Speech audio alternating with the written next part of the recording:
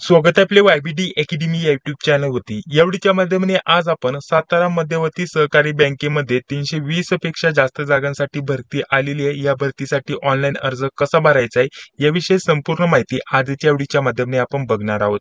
यामध्ये दोन पद आहे. पहिलं पद आहे शिपाईचं, दुसरं पद आहे लिपिकचं. शिपाई या पदासाठी कमीत कमी 10वी पास असणं गरजेचं असणार आहे. लिपिक या पदासाठी पदवी असणं गरजेचं आहे. तर त्यासाठी तुम्हाला ऑनलाईन अर्ज कसा भरायचा आहे संपूर्ण माहिती या एकाच व्हिडिओच्या माध्यमाने तुम्हाला दिली जाणार आहे.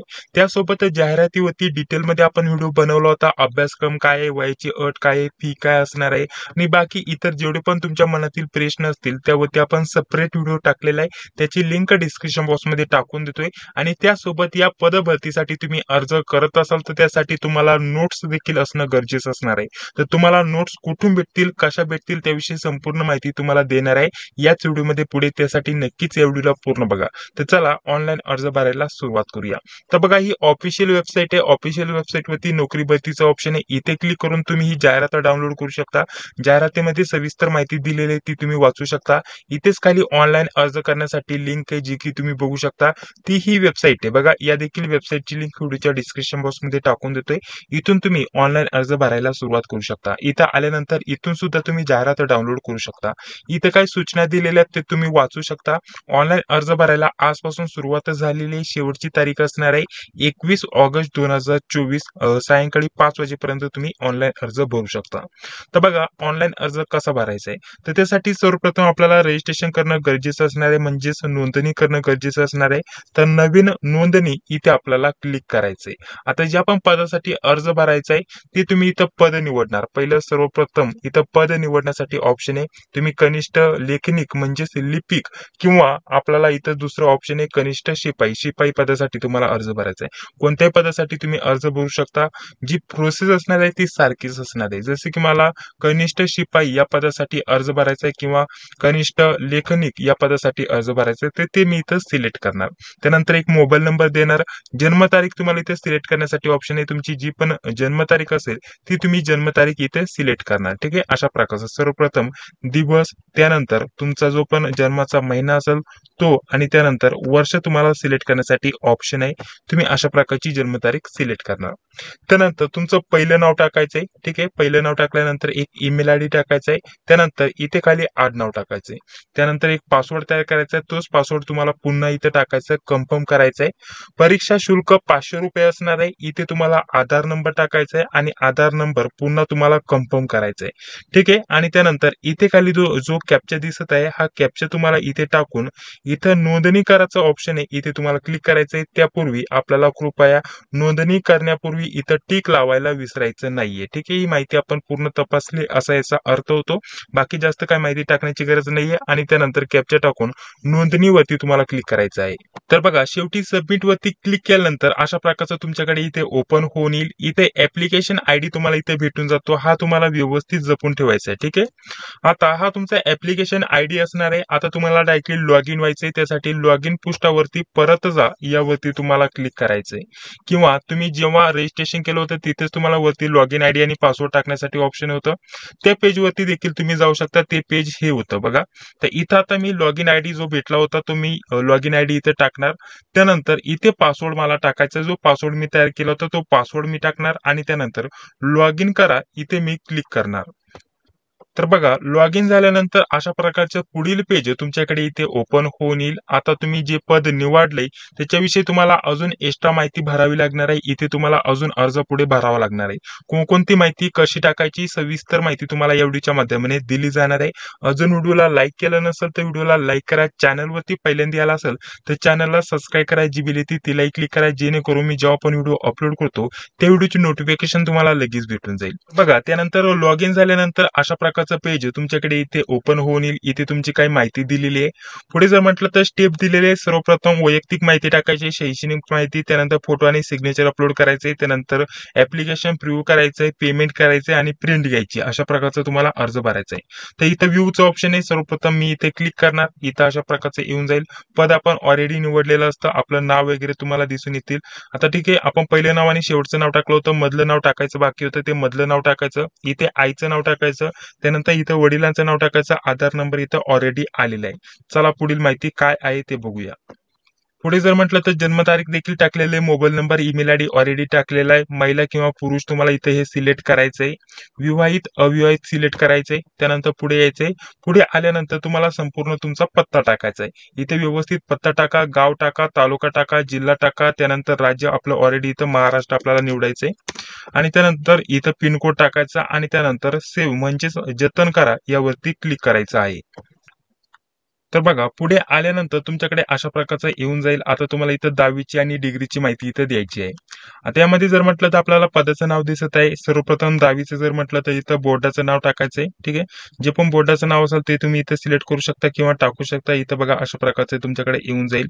त्यानंतर पुढे जर म्हटलं तर उत्तीर्ण वर्ष टाकायचंय. त्यानंतर जर म्हटलं तर ग्रेड असेल तर ग्रेड टाका आणि क्लास जे पण असेल पास वगैरे फर्स्ट सेकंड क्लास ते तुम्ही इथं सिलेक्ट करू शकता. ठीक आहे. अशा प्रकारचं. त्यानंतर पुढे जर म्हटलं तर 12वीची असेल तर 12वीची देखील माहिती भरा. त्यानंतर डिग्री म्हणजेच पदवीची माहिती भरा. ठीक आहे. पदवी कशामध्ये झाली ते तुम्हाला इथं सिलेक्ट करायचंय. त्यानंतर जर पुढे म्हटलं तर आपल्याला इथं बोर्डाचं नाव इथं सिलेक्ट करण्यासाठी ऑप्शन आहे. तर जे पण असेल ते तुम्ही इथं सिलेक्ट करणार. त्यानंतर पुढे जर म्हटलं तर उत्तीर्ण वर्ष, त्यानंतर ग्रेड आणि त्यानंतर क्लास. ठीक आहे. अशा प्रकारचं जे तुम्हाला आहे ते सिलेक्ट टाकायचंय. त्यानंतर पुढे जर म्हटलं तर पोस्ट ग्रॅज्युएशन झालं असेल तर पोस्ट ग्रॅज्युएशनची माहिती द्या. अजून पुढे बघा पुढे आपल्याला MSCIT किंवा त्याच्या बरोबर समतुल्य तुम्ही काही दुसरा संगणक कोर्स केला असेल तर त्याची माहिती द्या. त्याच्याविषयी माहिती इथं टाकायची. ऑदर काय क्वालिफिकेशन असेल तर त्याविषयी माहिती द्या. टायपिंग कोणतं झालंय ते तुम्ही इथं सिलेक्ट करू शकता. मराठी 30 किंवा इंग्लिश 40 अशा प्रकारचं तुमच्याकडे ऑप्शन आहे. जे पण झालं असेल ते तुम्ही इथं सिलेक्ट करणार किंवा दोन्ही झालं असेल तर तुम्ही दोन्ही इथं सिलेक्ट करणार. त्यानंतर पुढे जर म्हटलं तर लघुलेखनाचा वेग त्यामध्ये तुम्ही काही प्रमाणपत्र घेतले असतील तर ते तुम्ही इथं सिलेक्ट करू शकता. त्यानंतर काही काम केलेलं असेल तर कामाचा अनुभव तुम्ही इथे देऊ शकता. इतर माहिती आहे ती तुम्ही भरू शकता. कनिष्ठ जे लघुलेखक पद आहे त्यासाठी ही माहिती तुमच्यासाठी इतर एक्स्ट्रा टाकावी लागणार आहे. काही तुमच्याकडे स्किल नसतील, टायपिंग नसेल झालं किंवा लघुलेखन नसेल झालं, त्याचे सर्टिफिकेट नसेल तर काही प्रॉब्लेम नाही. तर यांना फक्त प्राधान्य दिलं जाणार आहे. आपल्याला काय सांगितलेलं आहे, कोणत्याही शाखेतील पदवी असलेला उमेदवार इथं अर्ज भरू शकतो. परंतु प्राधान्य कोणाला दिलं जाणार आहे, ज्याचं जर म्हटलं तर यामध्ये टायपिंग झालंय, त्यासोबत जर म्हटलं तर लघुलेखनामध्ये काही त्यांनी शिक्षण घेतलेलं आहे त्यामध्ये. ठीक आहे. त्यांच्याकडे सर्टिफिकेट वगैरे असेल तर त्याच्यासाठी त्यांना प्राधान्य दिलं जाणार आहे. त्यांना 4 ते 5% प्राधान्य दिलं जास्त प्राधान्य त्यांना दिलं जात नाहीये. त्यामुळे तुमची पदवी असेल तरी तुम्ही इथं अर्ज भरू शकता. ठीक आहे. तर हे सर्व झाल्यानंतर पुढे काय करायचं तुम्हाला सबमिट म्हणजेच इथं सेव्ह करण्यासाठी ऑप्शन आहे, जतन करायचं ऑप्शन आहे, इथे तुम्हाला क्लिक करायचं आहे. तर बघा त्यानंतर अशा प्रकारचं पेज इथे ओपन होऊन येईल. आता तुम्हाला काय करायचंय, उमेदवाराचा इथं फोटो आणि सिग्नेचर इथं अपलोड करायचे. तर थोडंसं खाली आल्यानंतर फोटोग्राफ तुम्हाला कसा अपलोड करायचा आहे, त्याची साईज किती पाहिजे त्याविषयी संपूर्ण माहिती इथे तुम्हाला दिलेली जी की तुम्ही वाचू शकता. आता फोटो अपलोड करण्यासाठी इथे तुम्हाला क्लिक करायचंय आणि फोटो सिलेक्ट करून अपलोड करायचंय. तर बघा आता फोटो मी इथं अपलोड करून घेतलेला आहे. थोडंसं खाली आल्यानंतर इथं सिग्नेचर अपलोड करायचे. सिग्नेचर विषयी संपूर्ण माहिती इथे तुम्हाला दिलेली आहे. तर इथे तुम्हाला सिलेक्ट करायचंय, क्लिक करायचंय आणि इथे सिग्नेचर तुम्हाला अपलोड करायचे. अजून खाली आल्यानंतर इथं उमेदवाराचं आधार कार्ड इथं अपलोड करायचं. त्याचा जी फ्रंट साईज आहे ती तुम्हाला इथं अपलोड करायची. ठीक आहे. आधार कार्डची पहिली जी बाजू आहे ती अपलोड करायची आणि त्यानंतर तुम्हाला पुढे सबमिट वरती क्लिक करायचे. तर पटकन हे दोन्ही मी अपलोड करून घेतो. डॉक्युमेंट मी इथं अपलोड करून घेतलेले आहेत. त्यानंतर तुम्हाला सेव्ह अँड नेक्स्टचं ऑप्शन इथे येऊन जाईल. यावरती तुम्हाला क्लिक करायचं आहे. सबमिट वरती क्लिक केल्यानंतर पुढे अशा प्रकारचा येऊन जाईल. तुमचा संपूर्ण फॉर्म तुमच्याकडे असा प्रकारचा ओपन होऊन येईल. थोडंसं ब्लर करत आहे. तुम्हाला डायरेक्टली पुढे याचे संपूर्ण फॉर्म तुम्हाला अशा प्रकारचा दिसून येईल. त्यानंतर परीक्षा शुल्क आता तुम्हाला भरायचे बाकी फॉर्म इथे भरून झालेला आहे. त्यासाठी इथं सेव्ह अँड नेक्स्टचं ऑप्शन आहे, इथे तुम्हाला क्लिक करायचं आहे. त्यानंतर बाकीची माहिती तुम्हाला इथे दिसून येईल. मी पेमेंट करण्यासाठी इथं तयार आहे. त्यानंतर पेमेंट करण्यासाठी ऑप्शन आहे, पेमेंट करण्यासाठी पेमेंट करा यावरती क्लिक करायचं आहे. त्यानंतर पुढील तुमच्याकडे अशा प्रकारचं पेज ओपन होऊन येईल. आता कोणत्याही ऑनलाईन माध्यमाने तुम्ही पेमेंट करू शकता. पेमेंट करण्यासाठी तुम्हाला जास्त काही करण्याची गरज नाहीये. भरपूर ऑप्शन दिलेले असतात. ज्या पण ऑप्शनच्या माध्यमाने तुम्हाला पेमेंट करायचंय, तुम्हाला पेमेंट करून झाल्यानंतर डायरेक्टली ऍप्लिकेशनची प्रिंट काढण्यासाठी ऑप्शन येऊन जातं. बघा इथे भरपूर ऑप्शन दिलेले आहेत. इथे बघा तुम्हाला जर म्हटलं तर UPIचं ऑप्शन आहे, नेट बँकिंग आहे कॅश आहे, कॅश म्हणजेच ऑनलाईन पेमेंट आहे. ठीक आहे, अशा प्रकारचं ऑप्शन तुम्हाला दिसून येतील. टोटल जर म्हटलं तर बघा अशा प्रकारचं ऑप्शन आहे. ज्या पण माध्यमाने तुम्हाला पेमेंट करायचं असेल QR कोड स्कॅन करून, तर इथे शो क्यूआरचं ऑप्शन आहे. इथे तुम्ही क्लिक करून QR कोड स्कॅन करून पेमेंट करू शकता. बाकी जर म्हटलं तर भरपूर अजून ऑप्शन आहे जे की तुम्ही स्क्रीनवरती बघू शकता अशा प्रकारचं. फोन पे आहे, त्यानंतर ऑनलाईन अजून जर म्हटलं तर तुम्ही UPIच्या माध्यमाने देखील पेमेंट करू शकता. ठीक आहे, अशा प्रकारचे ऑप्शन तुम्हाला दिसून येतील. ज्या पण माध्यमाने पेमेंट करायचे ते तुम्हाला सिलेक्ट करायचे, टोटल फी तुम्हाला दिसून येईल आणि त्यानंतर तुम्ही पेमेंट केल्यानंतर डायरेक्टली तुम्हाला फक्त ऍप्लिकेशनची प्रिंट घ्यायची आहे.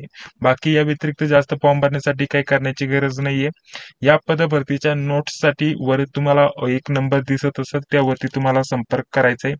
यामध्ये तुम्हाला कोणकोणत्या सब्जेक्टच्या नोट्स दिल्या जातील, मराठी, इंग्रजी, गणित, बुद्धिमत्ता आणि चालू घडामोडी. तर या पदासाठी तुम्हाला या 4 विषयांच्या नोट्स ₹149 आपल्या टीम तर्फे उपलब्ध करून दिल्या जात आहे PDF फॉर्मॅटमध्ये. या व्यतिरिक्त तुम्हाला कोणत्या प्रकारची अडचण आली तर कमेंट बॉक्समध्ये सांगायला विसरू नका, त्यावरती डिटेलमध्ये आपण माहिती देण्याचा प्रयत्न करणार आहे. तर अशा प्रकारे तुम्हाला सातारा जिल्हा मध्यवर्ती सहकारी बँकसाठी ऑनलाईन अर्ज भरायचा आहे. संपूर्ण माहिती तुम्हाला स्टेप बाय स्टेप सांगितलेली आहे. फक्त तुम्हाला पेमेंट करून आता फक्त प्रिंट घ्यायची आहे. तर बघा या अशा प्रकारच्या स्टेप होत्या. इथपर्यंत आपण अर्ज भरलेला आहे. आता फक्त पेमेंट करायचं आहे.